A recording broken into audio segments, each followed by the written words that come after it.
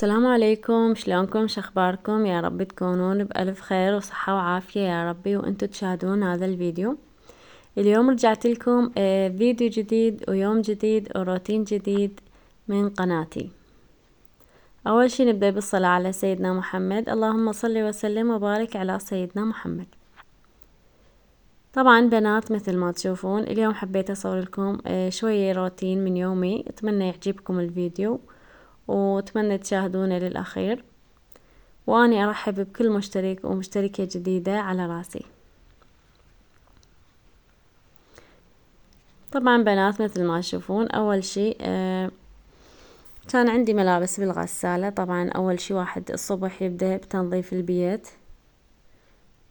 أني شوية أقعد متأخرة لأنه يعني الشمس تتأخر يلا تطلع، يعني والجو دائما برد ومطر وهيجي، يعني أقعد متأخرة. فقعدت الصبح عندي ملابس كنت حاطتهم بالغسالة، فقلت خليني أول شي أشر الملابس، بعدين أبدأ بالشغل. وحبيت أصور لكم هيجي شوية من روتيني اليومي، أتمنى يعجبكم. طبعا أنا مثل ما شفتوا جبت هاي مالت التصوير على مود أصور، بس ما خليتها، يعني سويت الملابس كلهن شريتهن بإيد واحدة وأصور بإيد الثانية. لا تنسوني بنات من اللايك، حطولي لايك على الفيديو، وإذا ما مشتركين بالقناة اشتركون. وهاي الحديقة مالتنا طبعا مثل ما شفتوا، اني البيت مالتي يعني شقة صايرة آخر طابق. هنا عندي بالمطبخ شوية كم شغلة قلت خليني أكملها. طبعا عندي هذا الزيتون خليته بالهذي بالقوطية خليته، وعندي شاي هم هسه شوي انه بخبطه. هذا طبعا أنا عندي شاي عراقي وشاي تركي أخبطه، وإحنا هنا هيجي يعني نشرب الشاي، ما نشربه واحد، نخبطه يصير طيب. بعدين كان هم عندي شغلات بالبيت سويتهن، طبعا ما صورت لكم على مود ما يصير الفيديو طويل وتملون. كان الجو شوية حلو يعني شمس وهيجي، فقلت خليني شوية سبح الجهال أشسر لهم شعرهم. طبعا هذا ابني سبحته ونشفت شعره، حطيت له دهن، هذا دهن دابر أملة. طبعا احنا كنا بالعراق دائما نستخدمه، وجينا تركيا ما نستغني عنه، أنا كلش أحبه وأحب ريحته.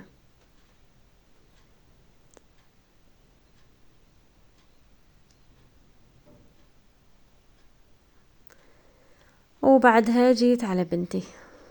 طبعا بنتي شعرها شوية معكش وهاي، فرحت شفت على الانترنت يبيعون هذا المشط هسه اشوف لكم اياه، كلش حلو يعني ومفيد للشعر اللي شوية هيجي معكش وهاي. شوفوا هذا المشط كلش حلو ومريح للشعر، ينعم الشعر وينشفه بنفس الوقت ويسوي ينعمه. هاي طبعا بعد ما شسورت شعرها وكملته امشطه هيجي مثل ما تشوفون. وبعدها عندي طلعة للماركت، قلت محتاجة شوية قراض، اطلع للماركت واصور لكم شوية فيديو.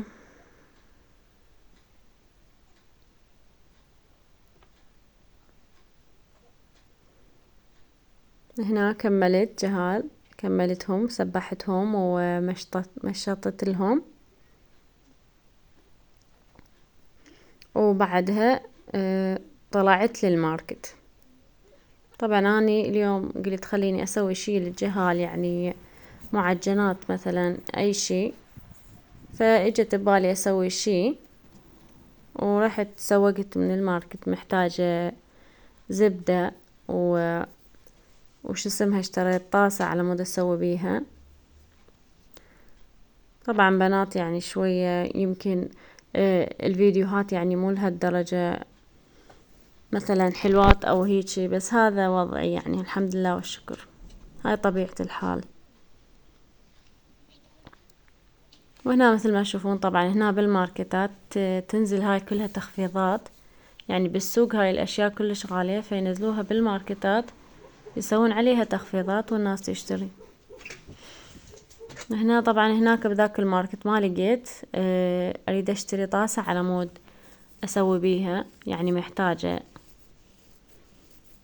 هنا مثل ما تشوفون لقيت هاي الطوس وسط وصغار وكبار، فقلت خليني اخذ اكبر شي، هاي اخذت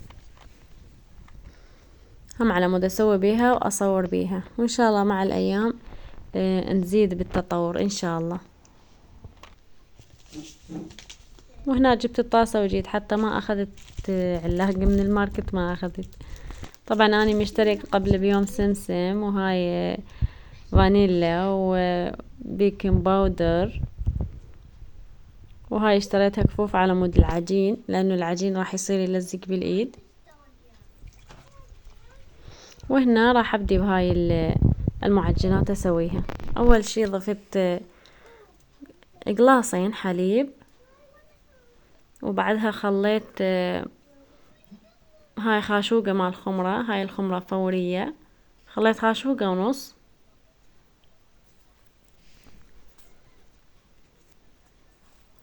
وبعدها اخلي نص قلاص شكر واخبطه. طبعا الحليب خليه دافي شوية وخليه اخبطه بسرعة وارد اغطيه بهذا النايلون، وبعدين شوية اغطيه بقماش واخليه 10 او 15 دقيقة شوية بس تتفاعل الخميرة، وبعدين نكمل.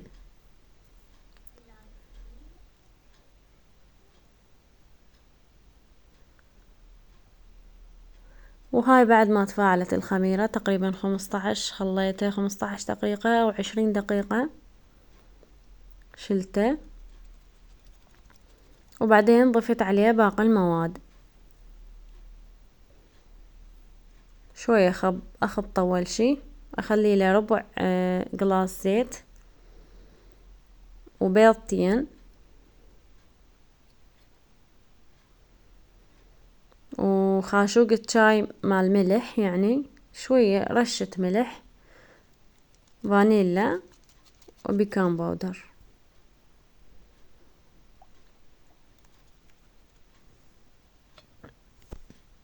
وبعدين اخبطه. طبعا هذا الخليط اخلي له 6 او 7 قلاصات طحين. اول شي خليت 5 قلاصات طحين، خليت 6 قلاصات طحين، وخليت القلاص السابع على صفحة، يعني اعجن واضيفها بالتدريج. لما اشوف العجينة صارت يعني متماسكة، من تماسك العجينة اخلي له ربع زبدة، يعني الزبدة اقسميها بالنص وخليها. طبعا انا كنت جايبة الزبدة من الماركت والزبدة مخليها بالثلاجة شوية جامدة، يعني الزبدة لو مخليتها بحرارة الغرفة احسن. هنا العجين شفته لين، ضفت عليه طحين،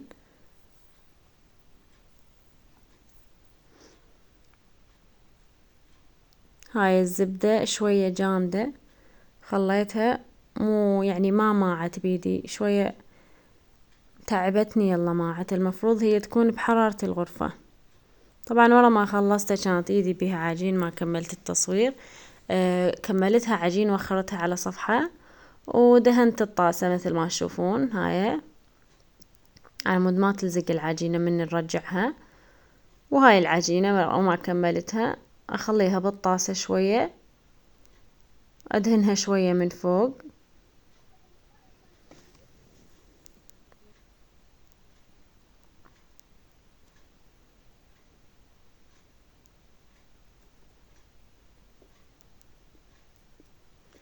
واغلفها بهذا النايلون وهم شوية خليها ساعة ساعة ونص لبين ما تختمر.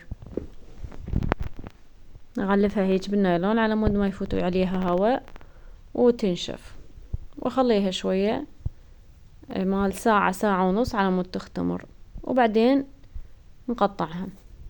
طبعا عندي هاي صينية الفرن شوية دهنتها بزيت او زبدة او اي شي، زيت، وتخلين فوقها الورقة مالت ورق الزبدة، او عادي بدون ورق زبدة يصير. بعدين تبلشين تقطعينه حسب الرغبة ايش كبر انتي تريديها تصير. اني شوية عجنتها هيجي، يعني من اقطعها شوية هيجي احركها، لانه هي يعني شوية بالعجن ما صارت زينة. فمثل ما تشوفون بنات هيجي قطعتها،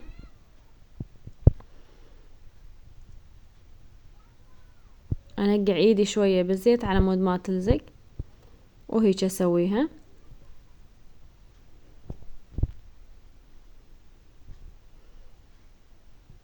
هاي الورقة هيجي حاطتها، عادي تقدرين ما تحطين ورقة اذا ما موجود، بس تدهني الصينية بالزيت.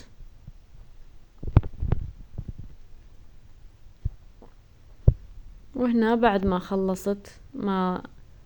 خلصتها يعني قطعتهن كلهن. طبعا اني مشغلة الفرن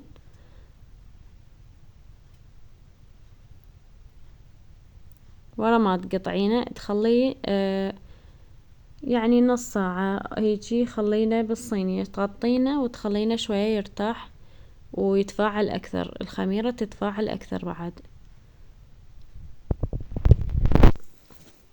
يعني هاي تفيد مع المدارس او هيجي مثلا الجهال من يروحون للمدرسة، اخليه له 2 3 بجنطته ياكلها.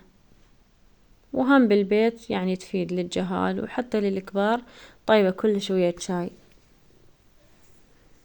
اخليها شوية تتفاعل بعد وتخمر. طبعا بعد شوية تفاعلت شوية هاي القطع. هنا عندي بيضة وخليت لها شوية حليب، خاشوقة حليب، وخليت لها شوية نسكافيه على مود الزفر يروح. تخبطيه شوية وتدهنين القطع بيه.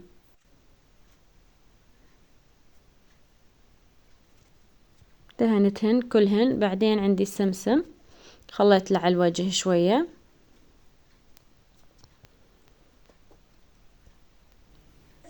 وخلاص تخليه بالفرن على درجة حرارة 250 أو 200 حسب الفرن لبين ما يستوي.